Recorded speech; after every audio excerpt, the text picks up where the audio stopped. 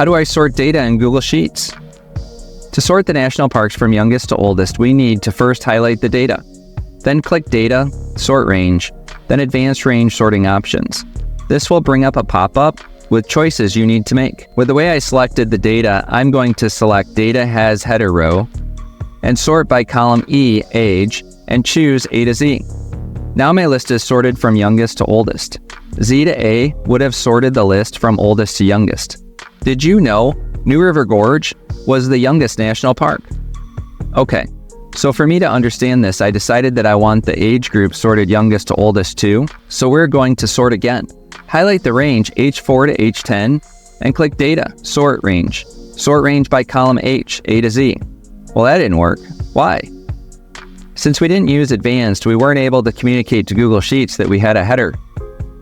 But we could have selected H5 to H10, and that method would have worked fine. Click Undo or use shortcut CTRL Z to undo. Now click Data, Sort Range, Advanced Range Sorting Options, select Data Has Header Row, sort by age group A to Z, and click Sort. Now we have the age group sorted from youngest to oldest. To learn more Google Sheets, watch this video next.